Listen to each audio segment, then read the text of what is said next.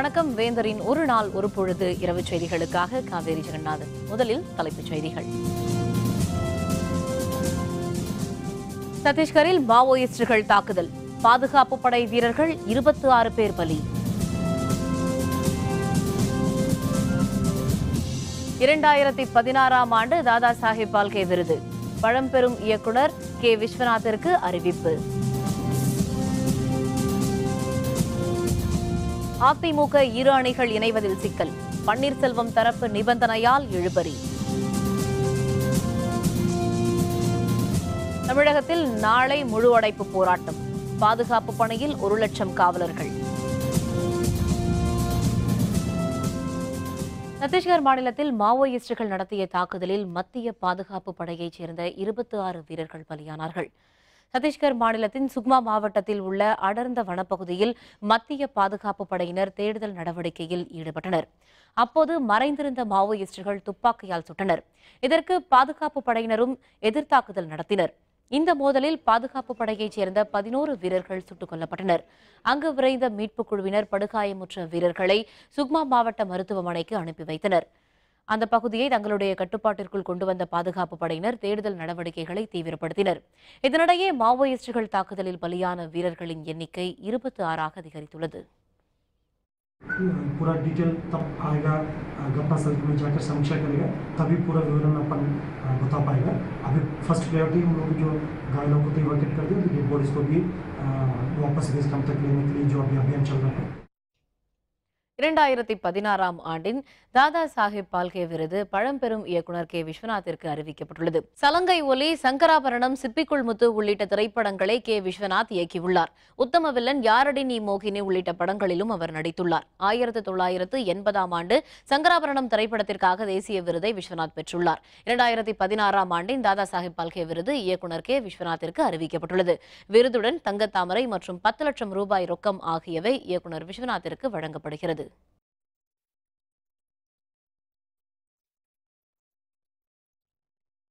அதிமுகவின் இரு அணிகள் இணைப்பு தொடர்பாக 2 நிபந்தனைகளை நிறைவேற்றினால்தான் பேச்சுவார்த்தையை தொடங்க முடியும் என முன்னாள் முதல்வர் பன்னீர்செல்வம் தரப்பினர் தெரிவித்துள்ளனர்.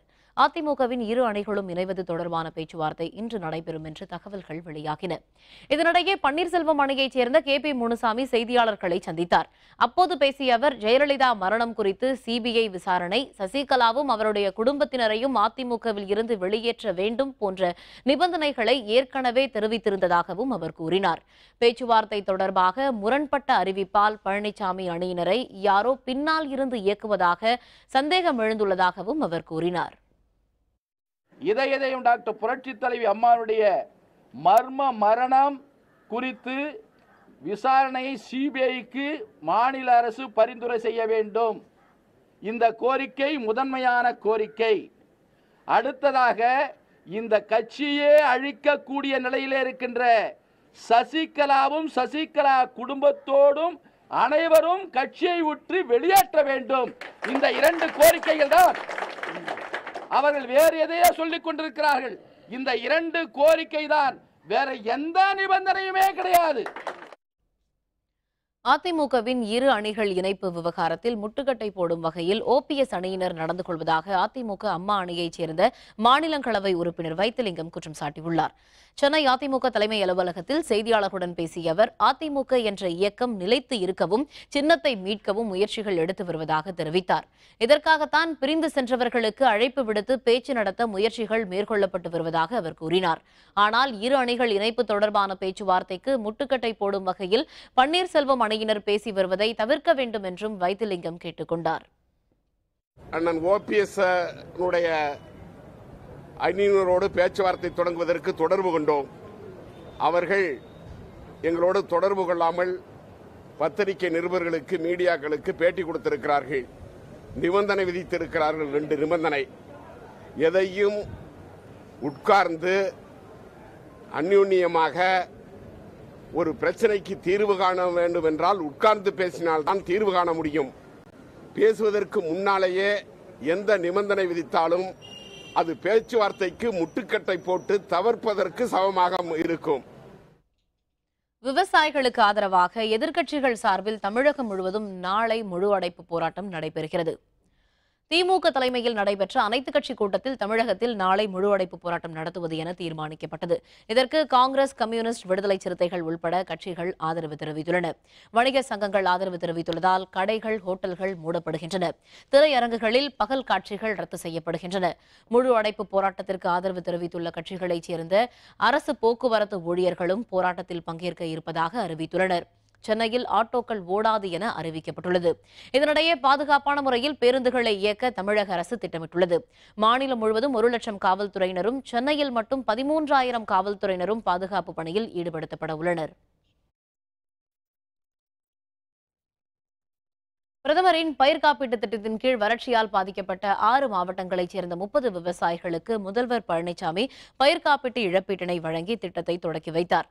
தமிழகத்தில் 32,24,000 ஏக்கர் பரப்பளவில் 15,37,000 விவசாயிகள் பிரதமர் காப்பீட்டு திட்டத்தின் கீழ் பதிவு செய்துள்ளனர். விவசாயிகளுக்கான காப்பீடு மானியமாக 412 கோடி ரூபாயினை தமிழக அரசு பங்காக வழங்கியுள்ள நிலையில் வறட்சியால் பாதிக்கப்பட்ட விவசாயிகளுக்கு முதல்வர் பழனிசாமி காப்பீடு இழப்பீட்டு ஒப்படைப்பு ஆணையினை வழங்கினார். பயிர் காப்பீட்டு திட்டம் நம்ம தமிழ்நாடு அரசு அறிவிச்சிருக்கிறாங்க. ஸோ அந்த காப்பீட்டு திட்டத்தின் மூலமாக எங்களுக்கு ஏக்கருக்கு 6,000 ரூபா கிடைச்சிருக்கு. ஸோ நாங்கள் எங்களுக்கு செலவான அமௌண்ட்டில் பாதி கிடைச்சிருக்கு அப்படிங்கிறதே கொஞ்சம் சந்தோஷமாக இருக்குது. இந்த மாதிரி வறட்சியால் பாதிக்கப்பட்ட அனைத்து விவசாயிகளுக்கும் அவங்கவுங்க பேங்க் அக்கௌண்ட்டில் செலுத்துறதா இன்றைக்கி மாண்புமிகு முதலமைச்சர் அவர்கள் சொல்லியிருக்கிறாங்க. 3 ஏக்கர் நெல் பயிரிட்டிருந்தேன். 3 ஏக்கருக்கு 17,000 ரூபாய் செலவாயிருந்தது.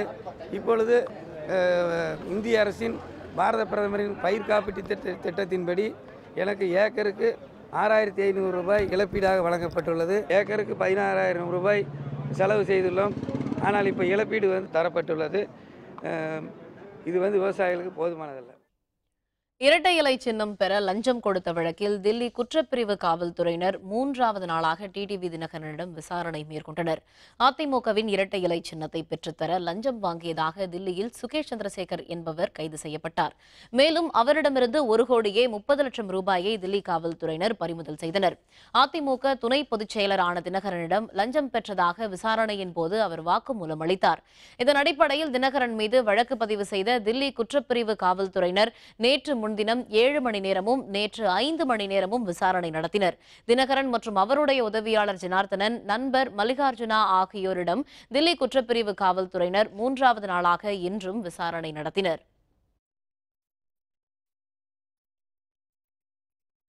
மறைந்த முதல்வர் ஜெயலலிதாவின் கொடநாடு எஸ்டேட் காவலாளி மரணம் குறித்து உரிய விசாரணை நடத்த வேண்டும் என திமுக செயல் தலைவர் மு.க.ஸ்டாலின் வலியுறுத்தியுள்ளார்.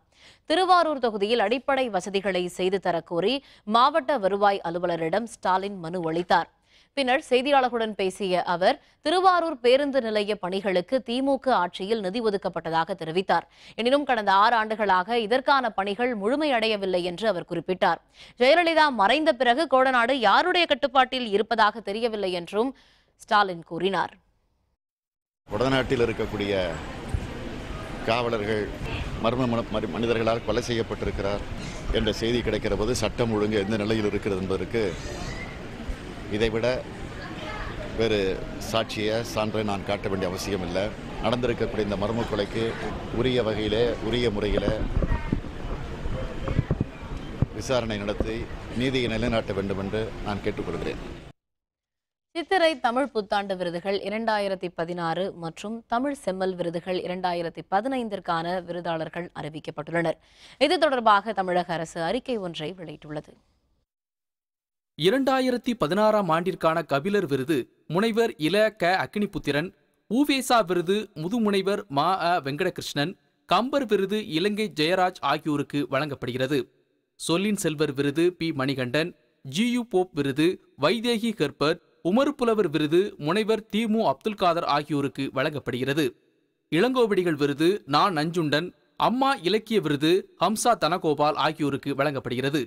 மொழிபெயர்ப்பாளர் விருது நாகலட்சுமி சண்முகம், முனைவர் ஆ ஜாகிர் உஷேன், அல்லா பிச்சை, உமா பாலு, முனைவர் கா செல்லப்பன், வி சைத்தன்யா, சி முருகேசன், கு பாலசுப்ரமணியன், ச ஆறுமுகப்பிள்ளை, முனைவர் கே எஸ் சுப்பிரமணியன் ஆகியோருக்கு அளிக்கப்படுகிறது. 2015ஆம் ஆண்டுக்கான முதலமைச்சர் கணினி தமிழ் விருது சே முரளி என்கிற செல்வமுரளி என்பவருக்கு வழங்கப்படுகிறது. விருதுகளை பெறுபவர்கள் ஒவ்வொருவருக்கும் பரிசுத் தொகையாக ரூபாய் 1,00,000 1 சவரன் தங்கப் பதக்கமும் தகுதிச் சான்றும் அளிக்கப்படுகிறது. தமிழ்த்தாய் விருது பெறும் தமிழ் அமைப்பிற்கு விருது தொகையாக ரூபாய் 5,00,000 கேடயம் மற்றும் பாராட்டு சான்றிதழும் வழங்கப்படுகிறது. ஒவ்வொரு மாவட்டத்திற்கும் ஒருவர் என்ற வகையில் 2015ஆம் ஆண்டிற்கான தமிழ்ச்செம்மல் விருதுக்கு தெரிவு செய்யப்பட்டுள்ளனர். தமிழ்ச்செம்மல் விருது பெறும் ஒவ்வொருவருக்கும் விருது தொகையாக ரூபாய் 25,000 வழங்கப்படும் என்றும் தமிழக அரசு அறிவித்துள்ளது. போலி பாஸ்போர்ட் வழக்கில் தாவூத் கூட்டாளி சோட்டா ராஜன் உள்ளிட்ட 3 பேர் குற்றவாளிகள் என தில்லி நீதிமன்றம் தீர்ப்பளித்துள்ளது.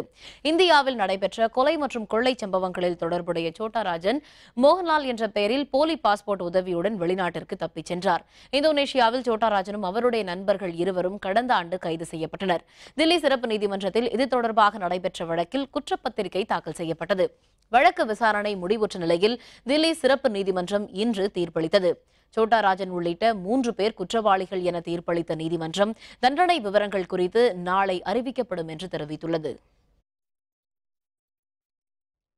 நாளை முதல் காலவரம்பற்ற போராட்டம். தமிழ்நாடு அரசு ஊழியர் சங்கம் அறிவிப்பு. விவரம் விளம்பர இடைவேளைக்கு பிறகு.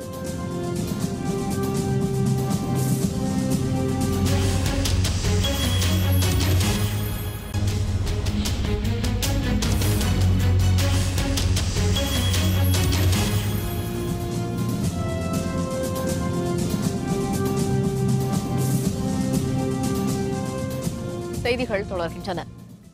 பழைய ஓய்வூதிய திட்டம் உள்பட பல்வேறு கோரிக்கைகளை வலியுறுத்தி நாளை முதல் காலவரம்பற்ற போராட்டத்தில் ஈடுபட இருப்பதாக தமிழ்நாடு அரசு ஊழியர் சங்க தலைவர் சுப்பிரமணியன் தெரிவித்துள்ளார்.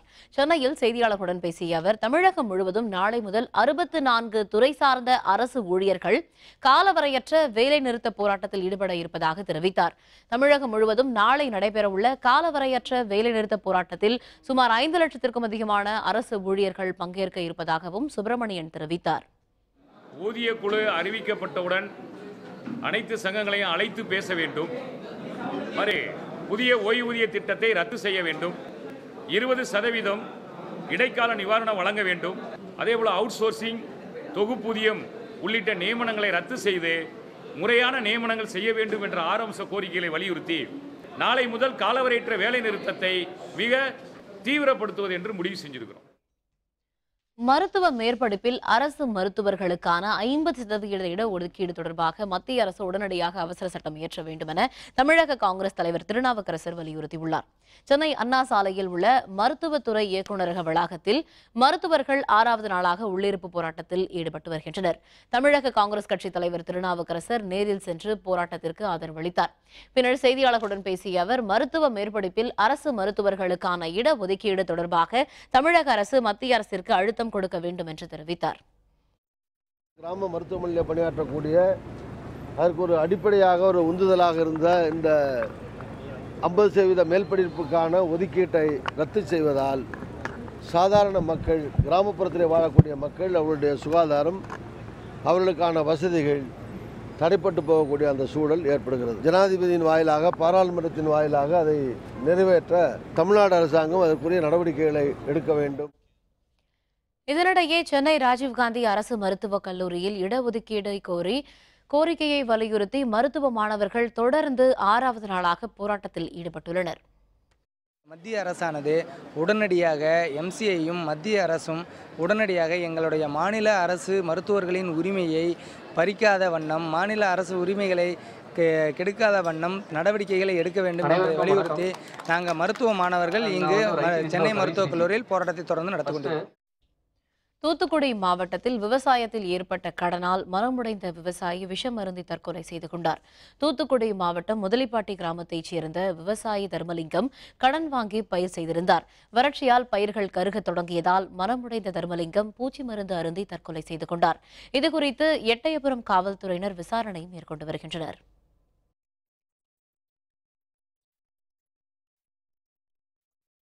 திருச்சி மாவட்டத்தில் புதிய மதுக்கடை திறப்பதற்கு எதிர்ப்பு தெரிவித்து மாவட்ட ஆட்சியர் அலுவலகம் எதிரே மக்கள் கண்டன ஆர்ப்பாட்டத்தில் ஈடுபட்டனர். உச்சநீதிமன்ற உத்தரவை அடுத்து திருச்சி மாவட்டத்தில் மூடப்பட்ட அரசு மதுக்கடைகளை வேறு பகுதிகளில் அமைக்கும் பணிகள் நடைபெற்று வருகின்றன. பொன்னியாறு அணை அருகே இயங்கி வந்த கடையை முகவனூர் ஊராட்சி பகுதியில் மாற்றியமைக்கும் பணிகள் நடைபெற்று வருகின்றன.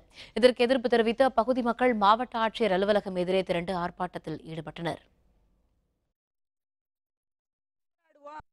கடையை நாங்கள் திறக்க விட மாட்டோம். அப்படி கடையை திறந்தா நாங்கள் வருஷம் பூரா போராடிக்கிட்டே இருப்போம். கடையை அகட்ட வரைக்கும் நாங்கள் போராடுவோம். போராட்டத்தை நிப்பாட்ட மாட்டோம். பெண்கள் அப்படின்னு சொல்லி நாங்கள் இது பண்ணிட்டோம். கூட்டத்தை கலைச்சிக்கிட்டோம். தாலுகா ஆஃபீஸில் வந்து நாங்கள் கூட்டத்தை கழிச்சு எந்திரிச்சு போயிட்டோம். மாவட்ட ஆட்சி அலுவலர்கிட்ட நாங்கள் நீதி கேட்டு வந்திருக்கிறோம். மாவட்ட ஆட்சி அலுவலர் தான் முடிவெடுக்கணும். இதேபோல் விழுப்புரம் மாவட்டம் கீழ்பெரும்பாக்கம் பகுதியில் இயங்கி வரும் கடையை அகற்ற வேண்டுமென யாதும் ஊரே யாவரும் கேளீர் சங்கத்தினர் இன்று மாவட்ட ஆட்சியர் அலுவலகத்தில் மனு அளித்தனர். கீழ்பெரும்பாக்கம் முக்கிய சாலையில் அமைந்துள்ள இந்த மதுக்கடையில் நள்ளிரவு வரை மது வகைகளை வாங்க கூட்டம் அலைமோதுகிறது. இதனால் அந்த பகுதி வழியாக பள்ளி கல்லூரி செல்லும் பெண்கள் குழந்தைகள் மிகவும் சிரமத்திற்கு ஆளாவதாக தெரிவித்தனர். நைட் நேரத்தில் வந்து வேலை முடிச்சுட்டு நாங்கள் ஒரு 10-10:30க்குலாம் வந்து வர மாதிரி இருக்குது. அப்போது வந்து அவங்க எல்லாரும் குடிச்சிட்டு வந்து நடு ரோட்லேயே வந்து விழுறாங்க. நடு ரோட்லேயே வந்து வண்டி நிறுத்திட்டு தண்ணி வந்து அங்கேயே நின்று அடிக்கிறாங்க. அது வந்து எங்களுக்கு வந்து ரொம்பவே பாதிப்பாக இருக்குது, ரொம்ப பயமாகவும் இருக்குது. மதுபான கடையை வந்து கண்டிப்பாக வந்து ஒழிக்கணும்னு சொல்லிட்டு நாங்கள் கலெக்டர் கிட்ட வந்து மனு கொடுத்துருக்கோம். ஒரு கடை 2-3 கடை தான்ன்றதுனால இங்கே அதிக கூட்டம் இருக்கிறதுனால எல்லாருமே வந்து வண்டியெல்லாம் அங்கேயே நிறுத்துறாங்க. அதனால ரொம்ப கஷ்டமாக இருக்குது போக்குவரத்து போயிட்டு வரதுக்கு. அங்கே நிறைய பஸ் ஸ்டாப் எல்லாமே இருக்குது. இது இல்லாமல் அங்கே போகிறவங்க அங்கேயே நின்று வர குடிக்கிறாங்க. இதை வந்து காவல்துறையும் சரி மற்றவங்களும் சரி அவங்க ஒழுங்குபடுத்துறாங்க. அவங்க நின்று குடிக்கிறவங்களை எதுவும் இது பண்ணுறது. இதனால அவங்க போகிற பெண்கள் எல்லாருக்கும் ரொம்ப கஷ்டமாக இருக்குது. இதை கண்டிப்பாக உடனே அகற்றணும்னு சொல்லி நாங்கள் கோரிக்கை விடுக்கிறோம். புதுச்சேரி மாநிலம் மதகடிப்பட்டி பகுதிக்கு உட்பட்ட ஆண்டியார்பாளையம் கிராமத்தில் புதிய மதுக்கடைகளை அமைப்பதற்கான பணிகள் நடைபெற்று வருகின்றன. இதுகுறித்து பலமுறை மனு அளித்தும் எவ்வித நடவடிக்கை மேற்கொள்ளவில்லை என இப்பகுதி மக்கள் தெரிவித்தனர். இதனிடையே மாவட்ட ஆட்சியர் அலுவலகத்தை முற்றுகையிட்ட பெண்கள் தர்ணா போராட்டத்தில் ஈடுபட்டனர். மேலும் தங்கள் வாக்காளர் அட்டை மற்றும் குடும்ப அட்டைகளை ஆட்சியரிடம் ஒப்படைக்க முயன்றனர். அந்த வழிதான் வரணும் போகணும். இப்பயே அங்க பாதுகாப்பு கிடையாது. அங்க நாங்க வாழற மக்களுக்கு எப்படி நாங்க பாதுகாப்பா போறது வர்றது? இது நாங்க போராடுறோம், எவ்வளவு போராட்டம் பண்ணிட்டோம், எல்லாமே செஞ்சுட்டோம், பஸ் மறியல் பண்ணிட்டோம். எந்த ஒரு நடவடிக்கை இது வந்து எடுக்கல. எங்க ஊர் வழியா தான் 5 ஊர் போகணும். பஸ் வசதி இல்லாத ஊர்ல நாங்க லேடிஸ் சின்ன பிள்ளைங்க எல்லாம் நடந்து போகும்போது எப்படி நாங்க அந்த மதுக்கடை இருக்கும்போது நாங்க போக முடியும்? ஒரு பாதுகாப்பே கிடையாது. பாதுகாப்பு இல்லாத போது நாங்க போக முடியாது அந்த வழியா. அதனால நாங்க வந்து எல்லாத்தையும் புறக்கணிக்கிறோம். நாங்க வந்து எங்க Aadhaar card, ration card, ID card எல்லாத்தையும் நாங்க எங்களுக்கு தேவையில்லை. எல்லாத்தையும் ஒப்படைச்சிட்டு நாங்க போயிடுறோம். அரியலூர் மாவட்டத்தில் வறுமை ஒழிப்பு திட்டத்தின் கீழ் கறவை மாடு வாங்க 1 லட்சம் ரூபாய் தருவதாக பரவும் வதந்தியை அடுத்து மாவட்ட ஆட்சியர் அலுவலகத்தில் ஏராளமானோர் குவிந்தனர். அரியலூர் மாவட்டத்தில் பாரத பிரதமரின் வறுமை ஒழிப்பு திட்டத்தின் கீழ் கறவை மாடுகள் வாங்க 1 லட்சம் ரூபாய் கடனுதவி வழங்குவதற்கான விண்ணப்பங்கள் மாவட்ட ஆட்சியர் அலுவலகத்தில் அளிக்க வேண்டும் என கூறப்பட்டதாக தெரிகிறது. கடந்த 2 வாரமாக ஏராளமான விண்ணப்பங்கள் குவிந்த நிலையில் இன்றும் நூற்றுக்கணக்கான மக்கள் மாவட்ட ஆட்சியர் அலுவலகத்தில் நிறைவு செய்யப்பட்ட விண்ணப்பங்களை அளித்தனர். இது தொடர்பாக மாவட்ட ஆட்சியர் சரவண வேல்ராஜ் அலுவலர்களிடம் கேட்டபோது மத்திய அரசிடமிருந்து எந்த அறிவிப்பும் இதுவரை வரவில்லை என்று தெரிவித்தனர். இந்த திட்டம் தொடர்பான உண்மை நிலவரத்தை மத்திய மாநில அரசுகள் உடனடியாக விளக்க வேண்டும் என்று விவசாயிகள் சங்கத்தினர் கோரிக்கை வைத்துள்ளனர். எங்களுக்கு வந்து விவசாயமும் கிடையாது, மழையும் கிடையாது, எங்களுக்கு வந்து வேலை எதுவுமே கிடையாது. அதனால் மானம் பாத்தி பூமின்றதுனால எங்களுக்கு கறவை மாடு லோனு கொடுத்தா நாங்கள் அதை கொண்டு நாங்கள் எப்படியாவது எங்களால் கொஞ்சம் கொஞ்சமாவது நாங்கள் வந்து எங்களோட கடத்து சுமையை தீர்த்துப்போம். நீலகிரி மாவட்டம் கோத்தகிரி அருகே மறைந்த முதல்வர் ஜெயலலிதா ஓய்வெடுப்பதற்காக பயன்படுத்தி வந்த கொடநாடு எஸ்டேட் அமைந்துள்ளது. இன்று அதிகாலையில் கொடநாடு எஸ்டேட் காவலாளி ஒருவர் படுகொலை செய்யப்பட்டார். காவலாளி கொலை தொடர்பாக தனிப்படையினர் விசாரணை மேற்கொண்டுள்ளனர். இதுபற்றி விரிவான விவரங்களை தருகிறார் நமது செய்தியாளர் சதீஷ்குமார். நீலகிரி மாவட்டம் கோடநாட்டில் மறைந்த தமிழக முன்னாள் முதல்வர் ஜெயலலிதாவின் சொகுசு பங்களா அமைந்துள்ளது. நேற்று நள்ளிரவு 12 மணி அளவில் இந்த பங்களாவிற்குள் நுழைந்த மர்ம நபர்கள் அங்கிருந்த ஓம் பகதூர் எனும் காவலாளியை வெட்டி கொலை செய்துள்ளனர். மேலும் அருகில் இருந்த கிருஷ்ணா பகதூர் எனும் காவலாளியையும் கடுமையாக தாக்கியுள்ளனர். இது மட்டுமல்லாது பங்களாவிற்குள் நுழைந்த அவர்கள் கொள்ளை சம்பவங்களிலும் முயற்சித்ததாக காவல்துறையினர் தெரிவிக்கின்றனர். ஒரு கொலை நடந்துட்டதாக கேள்விப்பட்டு நாங்கள் அந்த சுற்று வட்டாரத்தில் இருக்கவங்கலாம் வந்து என்ன ஏதுன்னு பார்த்துட்டு போகலான்னு வந்திருக்கோம். இங்கே வந்த நேரத்தில் காவலாளி போலீஸ் தரப்பில் வந்து விசாரணை நடத்திட்டு இருக்காங்க. பொதுமக்களும் இங்கே கூடியிருக்காங்க. எனவே இப்பகுதியில் 5 தனிப்படை அமைத்து காவல்துறையினர் தற்பொழுது தீவிரமாக சோதனைகளில் ஈடுபட்டு வருகின்றனர். மேலும் இந்த கொலை சம்பவம் கொள்ளை முயற்சியில் ஈடுபட்டதா வேறு ஏதும் அரசியல் காரணங்கள் உண்டா என்ற கோணத்திலும் தற்பொழுது விசாரணை மேற்கொண்டு வருகின்றனர். வேந்தர் செய்திகளுக்காக கோடநாட்டிலிருந்து ரா சதீஷ்குமார். விருதுநகர் மாவட்டத்தில் இன்று பெய்த கனமழையால் வெப்பம் தணிந்து குளிர்ச்சி நிலவுவதால் மக்கள் மகிழ்ச்சி அடைந்தனர். விருதுநகர் மாவட்டத்தில் கடந்த 2 வாரமாக வெப்பம் அதிகரித்து காணப்பட்டது. இன்று மாலை பெய்த கனமழையால் சாலைகளில் மழைநீர் வெள்ளம் போல பெருக்கெடுத்து ஓடியது. 1 மணி நேரத்திற்கும் மேல் பெய்த மழையால் வெப்பம் தணிந்து குளிர்ச்சி நிலவுவதால் மக்கள் மகிழ்ச்சி அடைந்தனர். இதேபோல் சிவகாசியிலும் 1 மணி நேரம் மழை பெய்தது.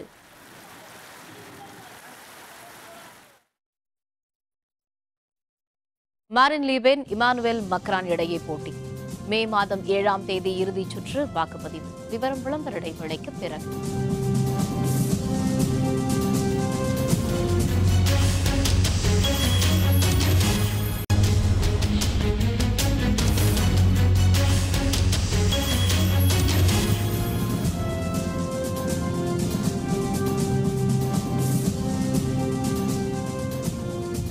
செய்திகள் தொடர்கின்றன.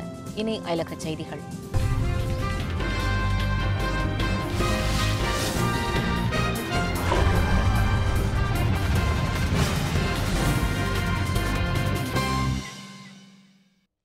பிரான்ஸ் அதிபர் தேர்தலில் குறைந்த வாக்குகளை பெற்ற பிராங்கோய்ஸ் பில்லன் போட்டியில் இருந்து விலகி அதிக வாக்குகளை பெற்ற இமானுவேல் மக்ரானுக்கு ஆதரவு தெரிவித்துள்ளார். பிரான்சின் முக்கிய நகரங்கள் மற்றும் பிரெஞ்சு தூதரகங்களில் அமைக்கப்பட்டிருந்த வாக்குப்பதிவு மையங்களில் முதல் சுற்று வாக்குப்பதிவு நேற்று நடைபெற்றது. இதில் குறைவான வாக்குகளை பெற்ற பிராங்கோய்ஸ் பில்லன் போட்டியில் இருந்து விலகி அதிக வாக்குகளை பெற்ற இமானுவேல் மக்ரானுக்கு ஆதரவு தெரிவித்துள்ளார். இதனையடுத்து 23.7% வாக்குகள் பெற்ற வலதுசாரி தலைவரும் பெண் வேட்பாளருமான மாரின் லீ பென் மற்றும் 21.7% வாக்குகளை பெற்ற இமானுவேல் மக்ரான் ஆகியோரிடையே போட்டி ஏற்பட்டுள்ளது. மே மாதம் 7ஆம் தேதி நடைபெறவுள்ள இறுதிச் சுற்றில் இருவரும் மோதுகின்றனர். மீண்டும் தலைப்புச் செய்திகள். சத்தீஸ்கரில் மாவோயிஸ்டுகள் தாக்குதல். பாதுகாப்பு படை வீரர்கள் 26 பேர் பலி.